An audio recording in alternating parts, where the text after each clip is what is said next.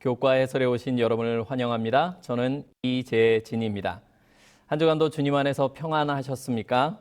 교과의 총 제목이 그리스도 안의 쉼입니다. 모두들 잘 쉬고 계신가요? 개인적으로 여러분들이 이 한기의 교과 공부 동안 좀 잘 쉬셨으면 좋겠습니다. 교과가 전체적으로 영적인 쉼과 마음의 쉼을 다루고 있습니다. 중간에 이제 육체적인 쉼에 대해서도 잠시 아주 조금 다루기는 하는데요.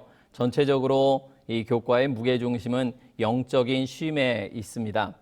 하지만 저는 개인적으로 우리 성도님들께서 육체적인 쉼도 꼭 가지셨으면 좋겠습니다. 아마 이 방송을 보시는 분들 중에 늘 잠이 부족한 분들 계실 것입니다. 어떤 분들은 너무 피곤해서 훌쩍 어디론가 떠나서 좀 쉬고 싶다라고 생각하시는 분도 계실지 모르겠습니다. 또 매일같이 홍삼 드링크, 비타민제 먹어가면서 버티고 계신 성도님들도 있을 것입니다. 부디 바라기는 쉼을 계획하시기 바랍니다. 잠이 좀 부족하실 때에는 주무시기 바랍니다. 밤에 일찍 잠자리에 들고 핸드폰 켜지 말고 좀 숙면을 취하시길 바랍니다. 우리의 육체적 쉼을 성경 공부가 대신할 수 없습니다. 피곤할 땐 쉬어야 합니다. 우리 예수님께서도 피곤할 땐 주무셨습니다. 자리를 가리지 않고 주무셨습니다. 폭풍 가운데서 배 위에서도 주무셨습니다. 우리도 좀 그래야 합니다. 쉬어야 기력이 회복됩니다. 사탄의 전략 중에 하나는 우리를 쉬지 못하게 만드는 것입니다. 왜냐하면 피곤해지면 예민해집니다. 우울해집니다. 또 판단력이 떨어집니다.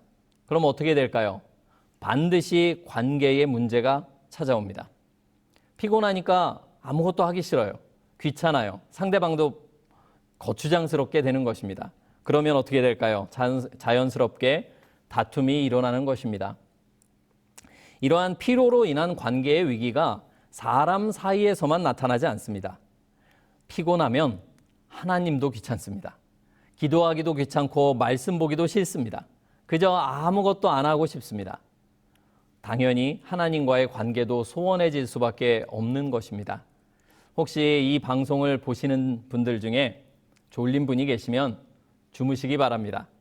푹 자고 잔 다음에 기력이 회복된 후에 성경 말씀을 본다면 더 맑은 정신으로 하나님의 음성을 분별할 수 있게 될 것입니다. 자, 공부 시작하겠습니다. 제2과의 제목은 불만족과 반역입니다. 제목만 보면 이게 총 제목인 그리스도 안의 쉼이라는 제목과 어떤 관계가 있는지 조금 의문이 들기도 합니다. 영어 제목을 보면 조금 더 쉽게 이해가 되는데요. 영어 발음이 안 좋지만 제가 읽어보겠습니다.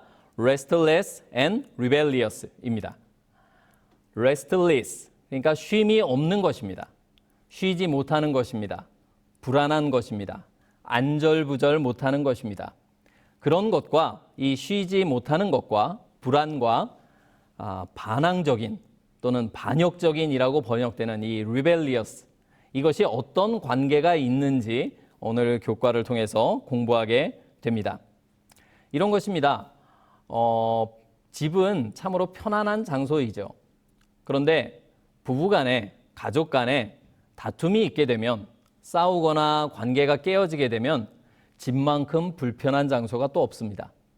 불편해져요. 서로 마주치기가 껄끄러워집니다. 껄끄럽고 불편하니까 냉담하게 대하게 돼요. 말도 이렇게 부드럽게 나가지 않게 됩니다. 그러면 어떻게 될까요? 다시 다툼이 일어납니다. 그 다툼은 관계를 더 불편하게 만듭니다. 불편하니까 또 더 냉담해지고 이것은 다시 또 다른 다툼으로 이어지게 됩니다. 성경의 첫 부분을 보면 하나님에 대한 반항적인 행동이 우리에게 쉼 없는 인생을 가져왔습니다.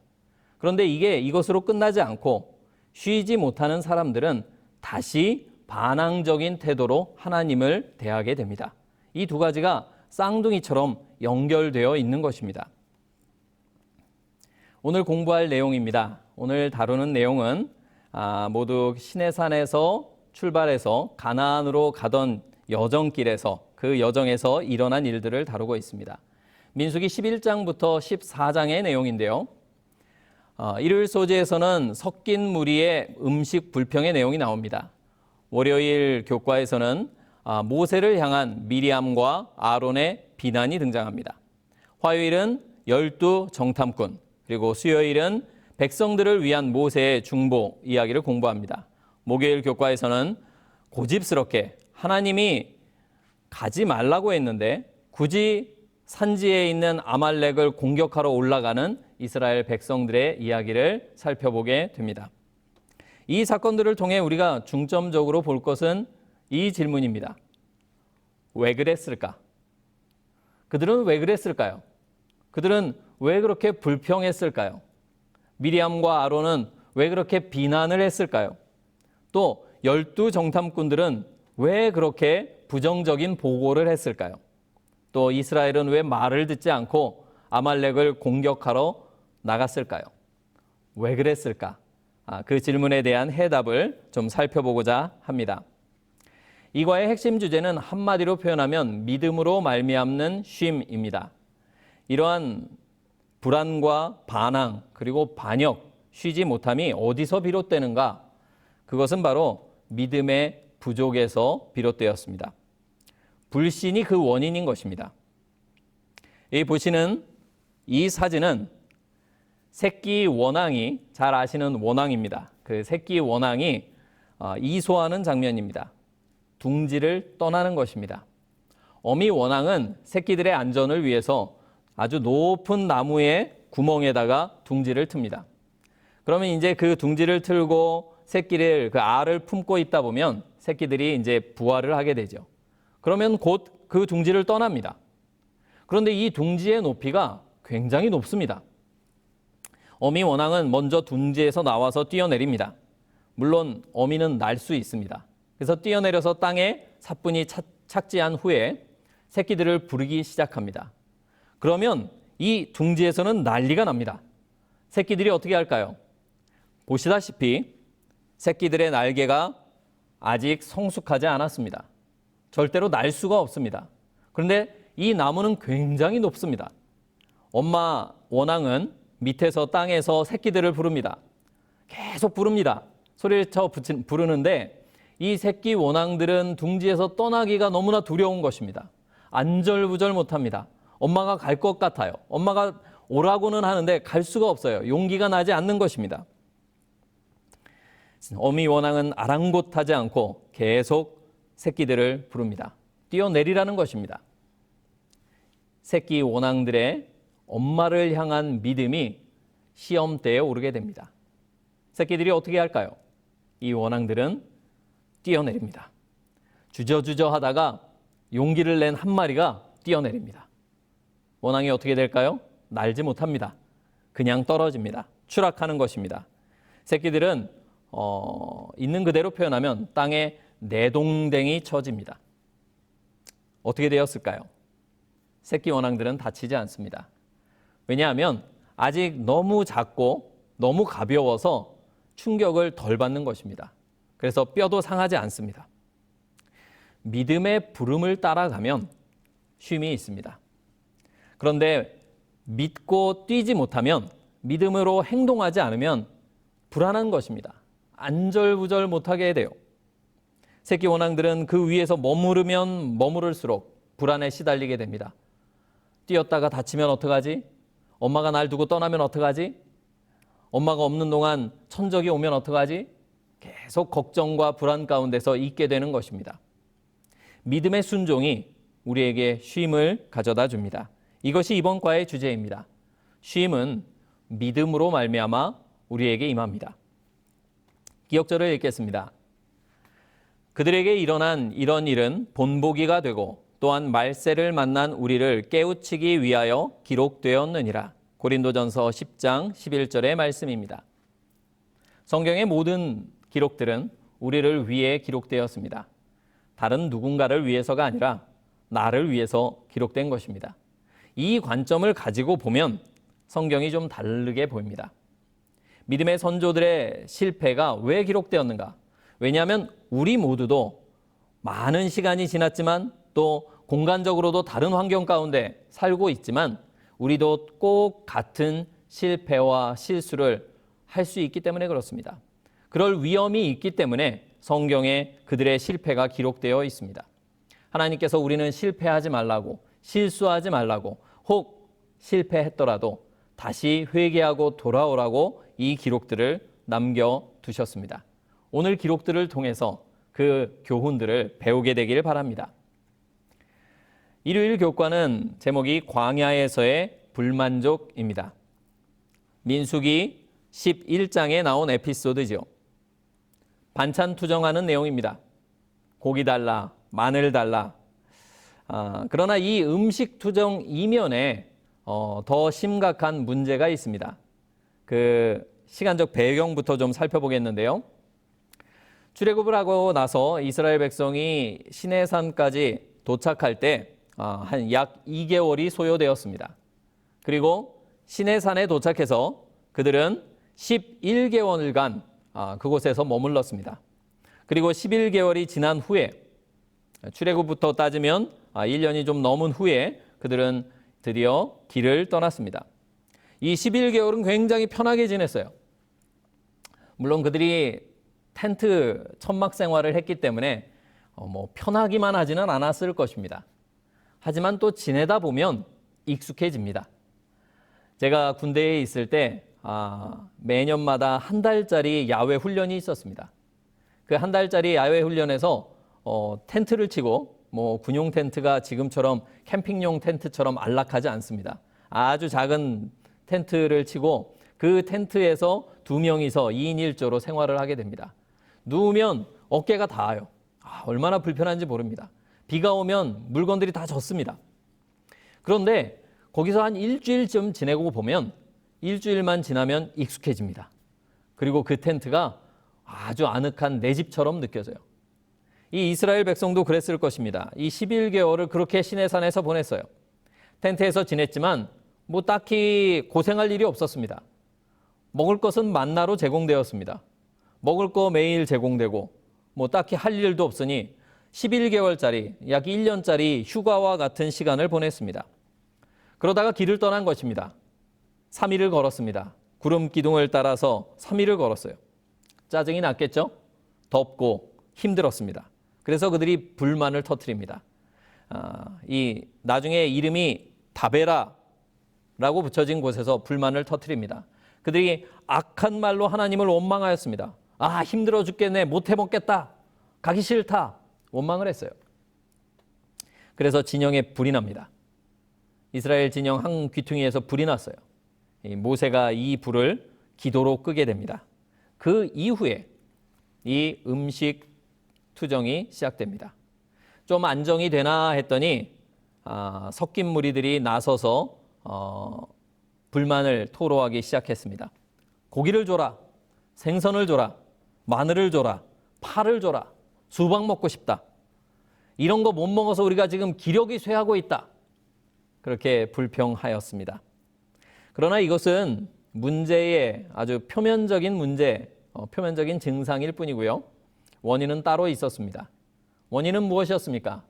민수기 11장 4절은 이 문제의 근본 원인이 탐욕에 있었다라고 말합니다. 섞여 사는 무리가 탐욕을 품었습니다. 자, 이 탐욕은 무엇이냐? 히브리어 원어를 찾아보면 이 탐욕이라고 번역된 단어는 타와입니다. 타와. 욕구, 욕망, 갈망, 욕심, 탐욕 등으로 번역될 수 있습니다. 그런데 이 단어가 어디에 사용됐는지 찾아보면 창세기 3장 6절에 사용되었습니다. 뭐라고요? 보암직도 하고.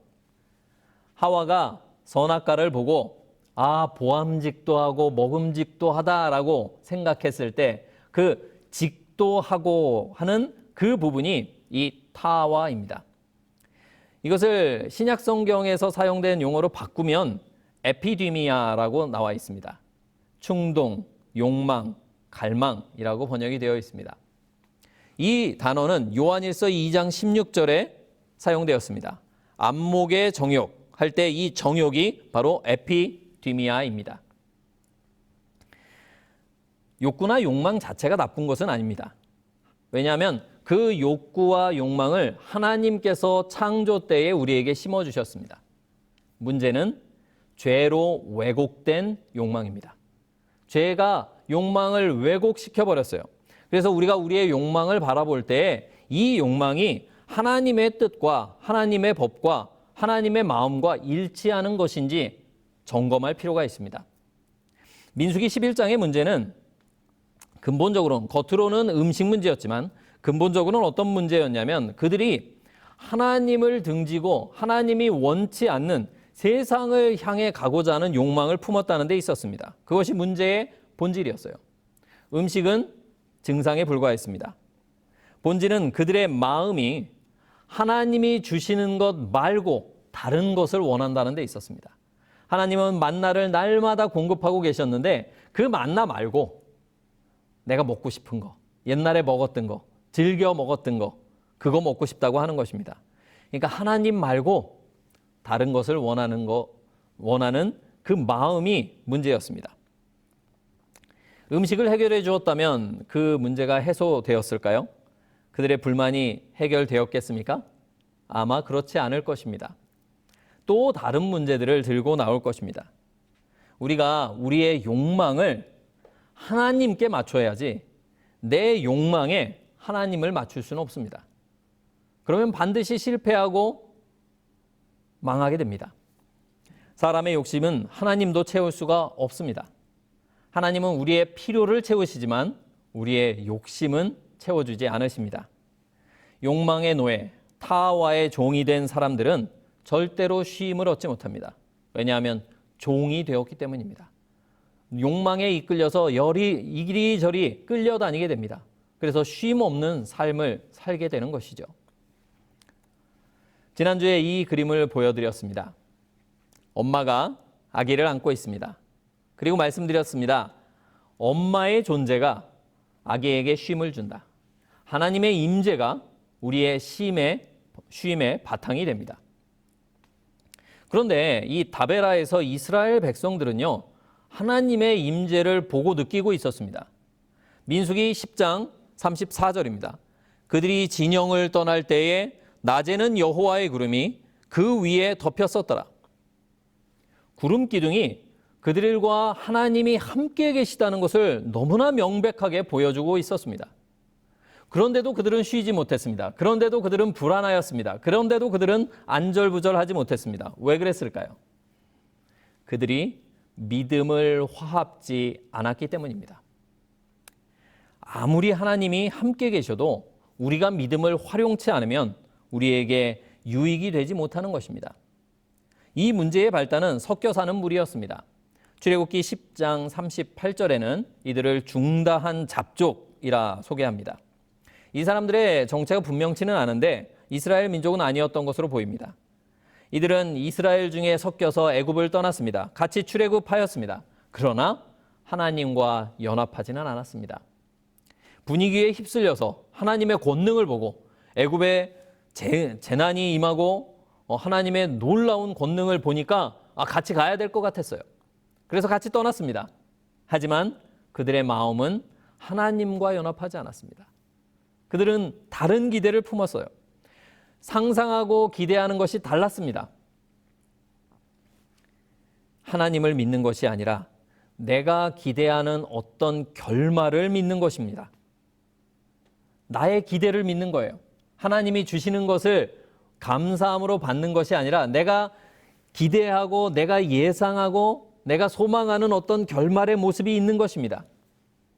그거를 받는 것을 믿는 거예요. 받으리라고 믿는 거예요. 이것은 추측입니다. 믿음이 아니지요. 그래서 내 소망대로 되지 않으면 불평하게 됩니다. 믿음은 관계적 용어입니다. 하나님과 나의 관계를 표현하는 용어입니다. 그래서 하나님이 나에게 뭘 해줄 것이다 라고 믿는 것이 아니라 하나님 그분을 믿는 것입니다. 그래서 믿음이 있다라고 말할 때 하나님과 친밀하지 않다면 그것은 믿음이 있다라고 말할 수 없습니다. 잘못된 믿음인 것입니다. 추측일 수 있는 것입니다.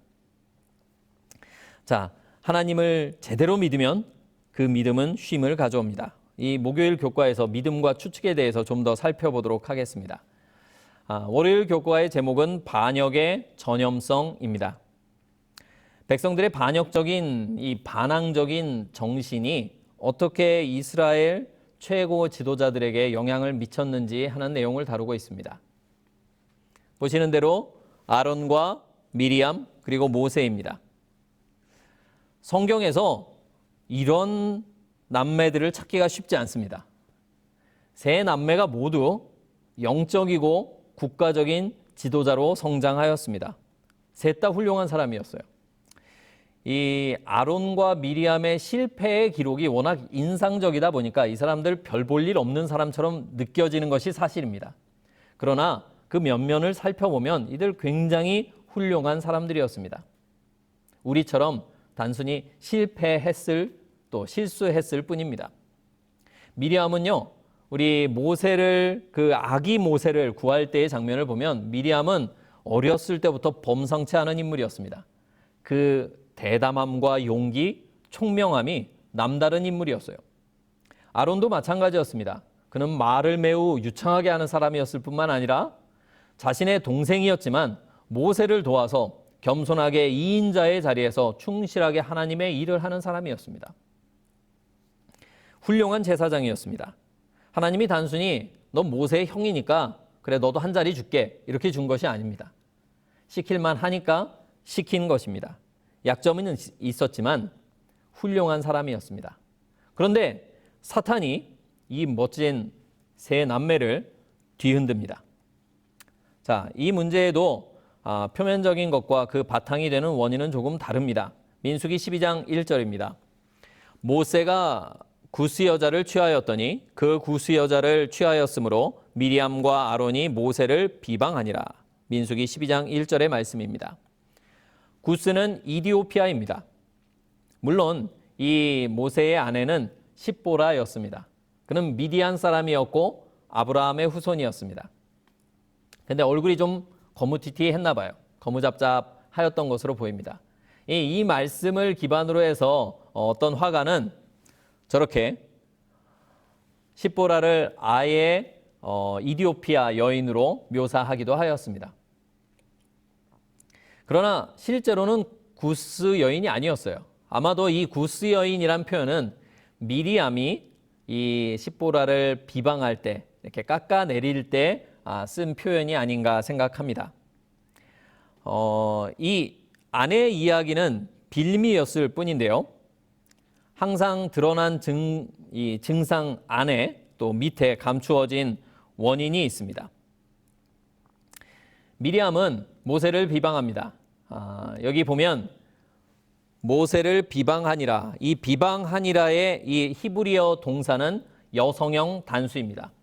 그리고 미리암과 아론이라고 지칭해서 미리암을 먼저 기록하고 있습니다. 이것으로 보아 이 비방은 미리암으로부터 시작된 것으로 보입니다. 아론은 누나의 말에 동조하였습니다. 이 아론이 이런 약점이 있습니다. 조금 다른 사람의 말에 휩쓸리는 그런 약점을 가지고 있습니다. 이번에도 그랬습니다. 미리암은 왜 그랬을까요? 미리암은 모세가 누나인 자신보다 아내와 의논하는 것이 못마땅했던 것 같습니다. 아내와 그 십보라죠. 십보라와 그 모세의 장인 이드로를 통해서 70인 장로 여러 명의 또 다른 그런 지도자들이 세워지게 됩니다. 뿐만 아니라 이 12장 앞부분에서 70인의 장로에게도 하나님께서 성령을 여호와의 신을 부어주십니다. 그 모습들을 보면서 아마 이 미리암은 자리의 위협을 느낀 것 같습니다. 미리암은 선지자와 같은 역할을 하고 있었어요. 그는 성령 충만한 일을 하였습니다. 성령에 충만하여 예언과 같은 노래를 불렀던 사람이었어요. 그런데 이제 성령을 너도 나도 받는 것입니다. 70인의 장로들도 성령 충만하게 되었습니다. 그녀는 자신의 기득권과 주도권이 빼앗길까 두려웠습니다. 언제나 기득권을 빼앗기지 않으려고 하는 이런 교만한 정신이 하나님의 교회를 위기에 빠뜨립니다. 이 주도권과 결정권에 대한 유혹이 굉장히 강력합니다. 오늘날에도 이 미리암처럼 아론처럼 훌륭한 하나님의 일꾼들이, 교회의 일꾼들이 이 유혹에 넘어갑니다. 언제나 문제의 근원은 하나님에 대한 믿음의 부족에 있습니다. 주도권은 누가 가지셔야 합니까? 우리 하나님이 가지셔야 합니다. 하나님이 주인이세요. 내가 아닌 것입니다. 하나님이 하시는 일에 대한 믿음이 부족하니까, 하나님에 대한 믿음이 부족하니까 내가 자꾸 주도권을 잡고 기득권을 쥐고 흔들고 싶어 하는 것입니다. 그러면 마음에 쉼이 없어요. 왜? 내가 제일 중요한 사람이 되어야 하거든요. 내가 중심 인물이 되어야 합니다. 그래서 남들이 나를 인정해 주지 않으면 그게 그렇게 기분 나쁠 수가 없어요. 교회 일을 내가 좀 좌지우지하기를 바랍니다. 내 의견대로 모든 일이 이루어졌으면 좋겠어요. 그렇게 안 되면 안달복달하는 것입니다. 안절부절하고 마음에 쉼이 없고 불안한 것입니다. 하나님에 대한 믿음이 부족해서 그렇습니다. 하나님이 교회의 주인이세요. 우리가 하나님을 굳게 믿는다면 이러한 불신, 이러한 불안, 이런 쉼 없음에서 벗어날 수 있습니다.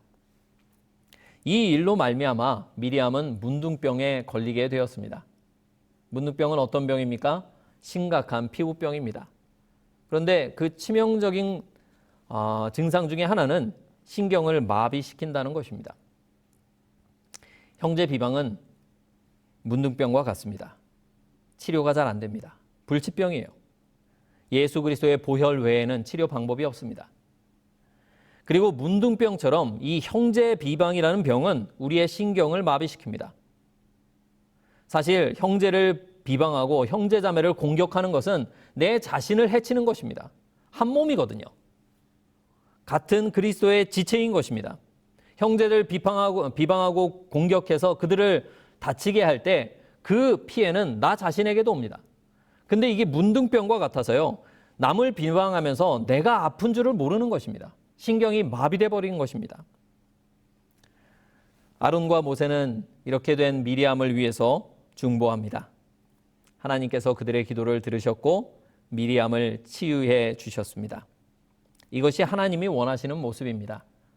형제 자매들이 또 남매들 간에, 형제들 간에, 자매들 간에, 성도들 간에 서로 위하여 기도하는 것입니다. 상대방을 위해서 기도하고 또 마음에 안 드는 문제를 하나님께 맡기고 중보의 기도의 자리에 우리가 갈 때 그 자리에 하늘의 쉼이, 하늘의 평화가 임하게 되는 것입니다. 화요일 교과는 반역으로 이끄는 불만족이라는 제목입니다. 12 정탐꾼에 대한 이야기입니다. 민수기 13장에서부터 14장에는 12 정탐꾼의 이야기가 나옵니다.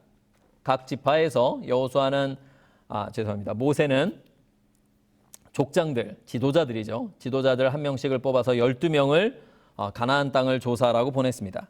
그들은 40일간 그 땅을 조사하고 돌아왔습니다. 그리고 보고하였습니다. 그런데 보고의 어조가 전혀 달랐습니다. 10사람은 땅은 너무 좋다. 그러나 점령하기 불가능하다라고 보고하였습니다. 2사람은 갈렙과 여호수아는 땅이 너무 좋다. 그러니 빨리 가서 점령하자라고 보고하였습니다. 잘 아시는 대로 이스라엘 백성들은 부정적인 10명의 보고를 받아들였습니다. 부정적인 의견 자체가 나쁜 것은 아닙니다. 항상 긍정적인 것이 좋은 것도 아닙니다. 우리가 알듯이 이사야와 예레미야는 매우 부정적인 예언들을, 부정적인 메시지들을 백성들에게 전하였습니다. 부정적이더라도 긍정적이더라도 중요한 것은 하나님의 말씀 안에서, 우리가 믿음 안에서, 믿음의 기초 가운데서 전하는 것이 중요한 것입니다. 그러나 이때 백성들은 믿음이 부족하였습니다. 언제나 문제는 믿음의 부족입니다. 12 정탐꾼들 가운데 갈렙과 여호수아 외의 10명은 하나님에 대한 믿음이 부족하였습니다. 하나님의 약속을 그대로 받아들일 줄 몰랐습니다. 그리고 그것을 거절하였습니다. 그러자 그들처럼 믿음이 부족했던 백성들은 믿음이 부족한 자들의 보고를 받아들입니다. 원래 나랑 믿음의 수준이 비슷한 사람들의 말이 귀에 더 잘 들어옵니다. 그게 더 합리적으로 들려요. 왜 그러냐면 내 수준과 맞기 때문에 그렇습니다. 그래서 그들은 갈렙과 여호수아를 돌로 쳐 죽이려고 하였습니다. 왜요? 자꾸 듣기 싫은 소리 하거든요. 내 마음과 내 의견과 다른 이야기를 하거든요. 그냥 의견이 다르면 다를 수도 있는데 그것을 우리는 그렇게 못마땅해 합니다. 그리고 그 다른 의견들을 없이 하기를 원하죠. 갈렙과 여호수아가 죽음의 위기에 처해 있을 때 하나님께서 개입하셔서 그들을 막았습니다. 온 회중이 그들을 돌로 치려 하는데 그때 여호와의 영광이 회막에서 이스라엘 모든 자손에게 나타나시니라. 자, 온 회중이. 문제는 역시 믿음이었습니다. 그들은 안식처 바로 앞에 와서 멈춰섰습니다. 믿음이 부족해서 뛰지 못한 것입니다. 어미 원앙이 부르는데 뛰지 못하고 둥지에서 안절부절하고 불안해하는 새끼 원앙들처럼 그들은 뛰지 못하였습니다. 믿음을 활용해서 뛰어 들어가면 쉼이 있는데 안식의 땅이 기다리고 있는데 그걸 못하는 것입니다. 그러고 싶지 않아 했습니다. 그들은 결국 쉬지 못하고 광야를 유리하는 자가 되었습니다. 그들의 믿음 없음이, 그들의 불신이 그들을 피곤하게 만들었습니다. 그곳은 그들이 반역했던 바로 그 자리는 만약 그들이 믿음의 눈을 떴더라면 하나님께 감사할 자리였습니다. 승리의 자리였습니다. 기쁨의 자리가 되었을 곳이었습니다. 그러나 불신으로 말미암아 그 자리는 슬픔의 자리가 되었습니다. 낙담의 자리가 되었고 반역의 자리가 되었습니다. 불신은 우리의 눈을 멀게 합니다. 하나님의 약속을 보지 못하게 만들어 버립니다. 이스라엘 백성들은 구름 기둥, 불 기둥이라는 하나님의 인도하심의 증거가 너무 확실하게 보이는데도 하나님의 약속을 붙잡지 못하였습니다. 반대로 믿음은 보이지 않는 것도 보는 힘이 있습니다. 쉴 수 없는 곳에서도 쉼을 발견합니다. 예수님께서는 폭풍 가운데서도 주무셨습니다. 사망의 음침한 골짜기에서도 원수의 목전에서도 우리는 쉴 수 있습니다. 믿음만 있다면 우리가 쉴 수 있습니다. 이 믿음을 소유하게 되시기를 간절히 바랍니다. 수요일 교과입니다. 제목이 중재자입니다. 모세의 중보 기도를 다루고 있습니다. 이 모세는 중보 기도의 모본이죠. 처음에 말씀드렸듯이 다베라에서 불이 났을 때에도 모세는 백성들을 위하여 기도하였고 기도로 불을 껐습니다. 모세는 미리암이 자신을 비방했을 때에도 또한 미리암을 위하여 기도하여 그의 문둥병을 치유받게 하였습니다. 이때에도 마찬가지입니다. 백성들이 갈렙과 여호수아를 죽이려 하고 하나님의 약속하신 땅에 들어가기를 거절하였을 때 하나님께서 그에게 제안을 하십니다. 얘야, 내가 너를 통해서 다른 민족을 하나 더 만드는 게 낫겠다. 이 민족들은 도대체 쓸모가 없구나. 너를 통해서 내가 다시 더 큰 나라를 만들어줄게 라고 제안을 하십니다. 모세가 어떻게 합니까? 하나님의 제안을 거절합니다.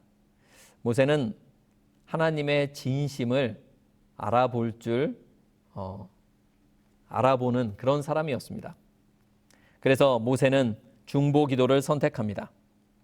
이 모세의 중보, 이스라엘 백성들을 살리기 위해서 성막에서 기도하는 모세의 모습을 통해서 우리는 오늘날 하늘 성소에서 우리를 위해 중보하고 계시는 예수님을 보게 됩니다. 이 중보자가 계시기 때문에, 우리 예수님이 계시기 때문에 우리가 우리의 죄에도 불구하고 쉼을 누릴 수 있는 것입니다. 예수님께서 우리를 위해 중보하십니다. 믿음은요, 언제 생기냐 하면 사랑받을 때 생깁니다. 믿음은 사랑을 통해서 만들어지는 것입니다. 누군가가 나를 아껴주고 사랑해주면 그 사람을 믿게 됩니다. 날 사랑해주는 사람에게 자연스럽게 믿음이 가는 것입니다. 그런데 또 사랑은 믿음과 함께 가게 돼 있습니다. 믿음을 동반합니다. 믿음이 안 가는 사람을 어떻게 사랑하겠어요? 사랑한다는 것은 믿는다는 의미를 포함하고 있습니다. 예수님께서 우리를 사랑하실 때, 우리를 위해 십자가를 지실 때, 우리를 위해 중보하실 때 예수님은 우리를 사랑하실 뿐만 아니라 우리를 믿어주십니다. 믿기 때문에 중보하실 수 있는 거예요. 믿기 때문에 십자가에 돌아가실 수 있었던 것입니다. 누가복음 13장 8절은 이렇게 말합니다. 대답하여 이르되 주인이여 금년에도 그대로 두소서. 야, 열매 맺지 않는 나무 뽑아버리자 라고 얘기합니다. 그러자 포도원 지기가 말합니다. 금년에도 그대로 두소서. 내가 두릅하고 거름도 주겠습니다.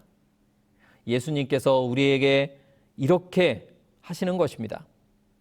하나님께 이렇게 말씀하시는 거예요. 금년에도 그대로 두소서. 제가 좀 더 애써 보겠습니다. 좀 더 노력해 보겠습니다. 좀 더 돌이켜 보겠습니다. 우리에게 그렇게 발등을 찍히셨는데도 예수님은 계속해서 우리를 위해 중보하십니다. 왜요? 우리를 믿어주시는 것입니다. 얘가 지금은 이렇지만,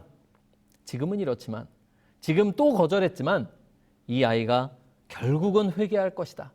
결국은 돌아올 것이다 라고 우리를 믿어주시는 것입니다. 우리가 돌이킬 것이라는 믿음. 예수님의 그 믿음이, 우리를 향한 예수님의 그 믿음이 우리 안에 예수님을 향한 믿음을 만들어내는 것입니다. 그렇기 때문에 우리 안에 있는 예수님에 대한 믿음은 내가 만들어낸 게 아니에요. 예수님의 믿음 때문에 내 안에서 열린 것입니다. 그러한 믿음이 우리에게 쉼을 줍니다. 이렇게 중보자로 인해 용서를 받았지만 반역을 택했던 백성들이 쉼을 얻은 것은 아니었습니다. 그들은 안식의 땅에 들어갈 수 없었고요. 쉼 없이 죽을 때까지 떠도는 운명이 되었습니다. 우리의 죄가 용서받을지라도요, 과거의 죄가, 오늘의 죄가 미래의 쉼을 망쳐버리게 됩니다. 오늘의 죄가 미래의 평화도 깨트리는 것입니다. 그들의 반역은 용서받았어요. 그러나 그들은 40년간 안식의 땅에 들어가지 못하고 방황하여야 했습니다. 역으로 순종도 마찬가지입니다. 오늘의 순종이 내일의 쉼을 가져다 줍니다. 학생들이 숙제를 안 하면 불안합니다. 내일까지 숙제를 해가야 되는데 숙제를 안 하고 귀찮아, 하기 싫어, 나중에 해야지, 학교 가서 베껴야지. 어떻게 됩니까? 놀면서도 쉬지 못합니다. 놀면서도 마음이 편치 않습니다. 학교에 가면 어떻게 할까요? 불안합니다. 혼날까 봐 불안해요. 계속해서 불안합니다. 반대로 숙제를 하면 어떻습니까? 숙제를 하면 그 다음에 놀 수 있습니다. 편히 쉴 수 있습니다. 학교에 가서도 쉼을 얻을 수 있습니다. 마음이 평안할 수 있어요. 이런 것과 같습니다. 오늘 내가 순종하면 내일 쉼을 누릴 수 있는 것입니다. 오늘 하나님과 관계를 회복하고 오늘 하나님께 순종하면 우리는 미래의 쉼을 준비하는 것입니다. 그러므로 오늘 믿음의 편을 선택하시길 바랍니다.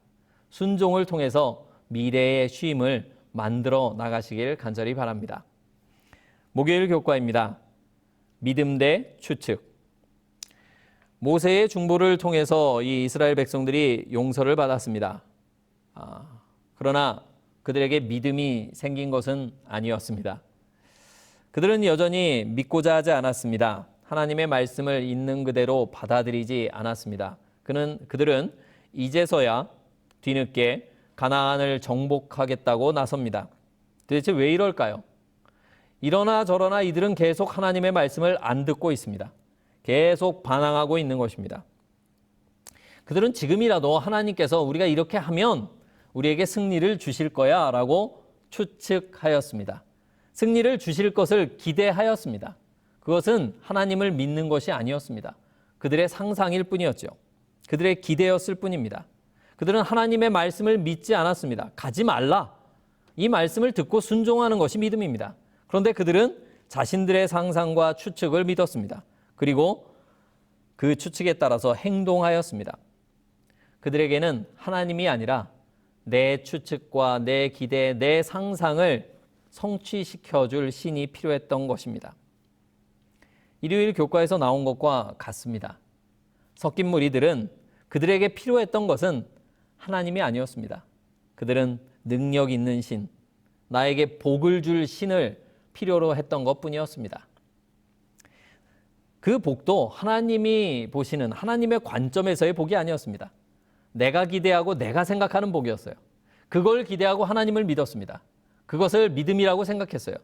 그러다 보니까 내 기대가 충족되지 않으면, 내 생각대로 하나님께서 응답해 주시지 않으면 불평하는 것입니다. 불만을 갖게 되는 것입니다. 그리고 반항하게 되는 것입니다. 하나님을 믿는 것이 아니라 하나님을 이용하고 싶었을 뿐입니다. 미리암과 아론도 마찬가지였습니다. 그들은 그들에게 임했던 하나님의 영, 성령을 자신들이 계속 소유하고 있다고, 그래서 자신들은 꽤나 특별한 사람이고 선택받은 사람이라고 추측하였습니다. 그들은 틀렸습니다. 성령께서 그들을 소유하셔야 했습니다. 그들이 성령을 소유한 것이 아니라 성령이 그들을 소유하셔야만 했습니다. 10명의 정탐꾼들과 대다수의 백성들도 뭔가 나름 머릿속에 기대하고 있는 것이 있었습니다. 가나안 땅으로 가면서 그들이 그린 그림이 있었던 것 같아요. 가면은 쉽게 정복을 마칠 수 있으리라 생각했던 것 같습니다. 그런데 가서 보니 성벽이 너무 높았어요. 성벽이 너무 견고하였습니다. 거기에 있는 사람들은 너무나 키가 크고 신체가 우월하였습니다. 불신의 눈으로 볼 때 이 가나안 땅은 대적 불가한 그런 곳이었습니다. 그들의 추측과 그들의 상상이 빗나가자 그들은 불평하고 반항하였습니다. 우리도 때로 이와 같습니다. 우리 나름대로 하나님께서 이렇게 해주십사 하는 그런 기대들을 가지고 살아갑니다.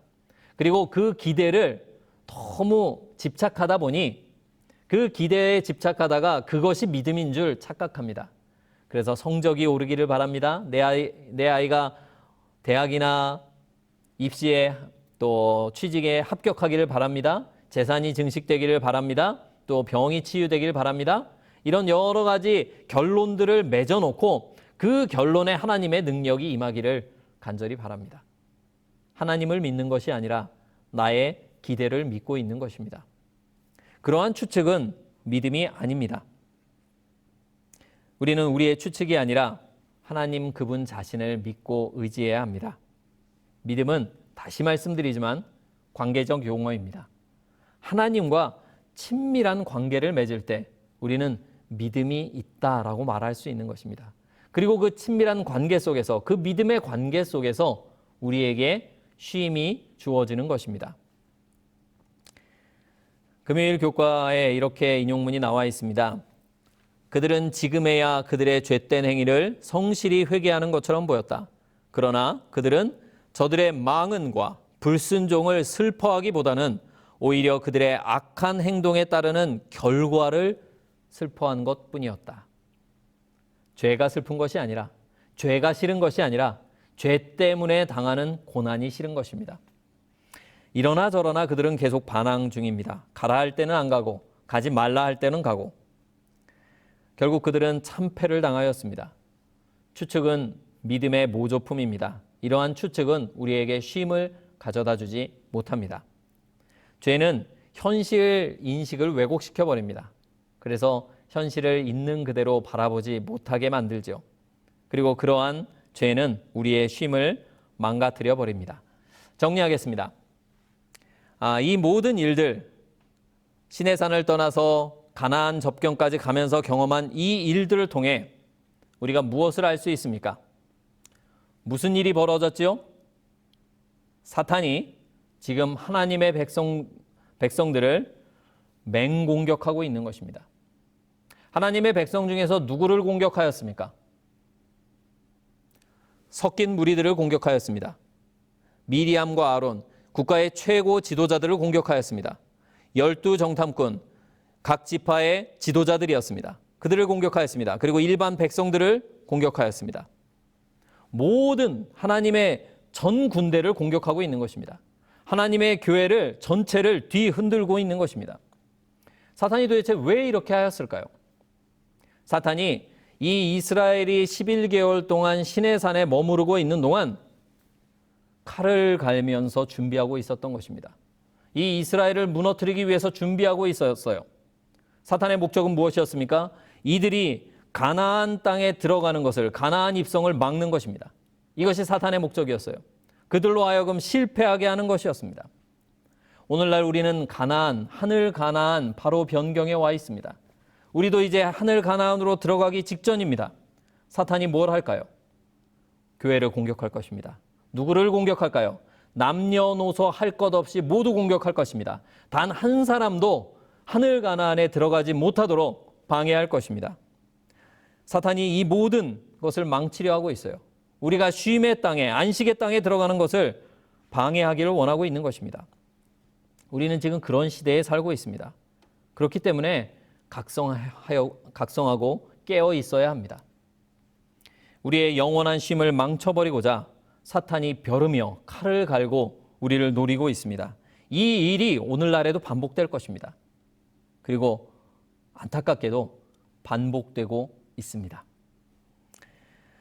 자, 이스라엘 백성들은 시내산에서 거의 1년을 머물렀습니다. 그들이 도대체 무엇을 거기서 했을까요?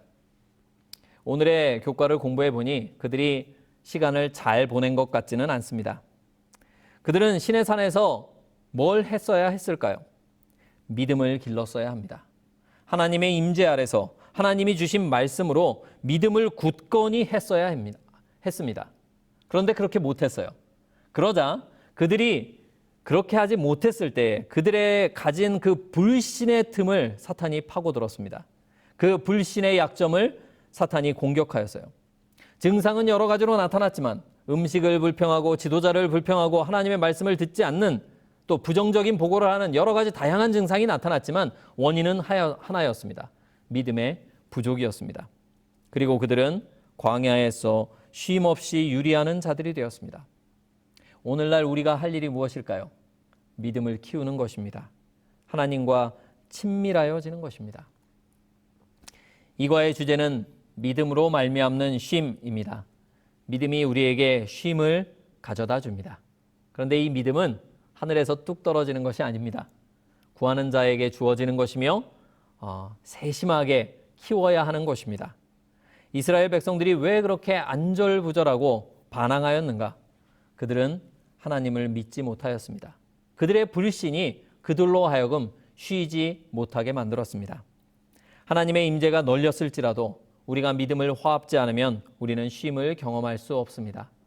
믿음의 편을 선택하시길 바랍니다. 오늘 하나님을 믿기로 결심하시기를 간절히 바랍니다. 오늘 믿음으로 순종의 발걸음을 내딛게 되길 바랍니다.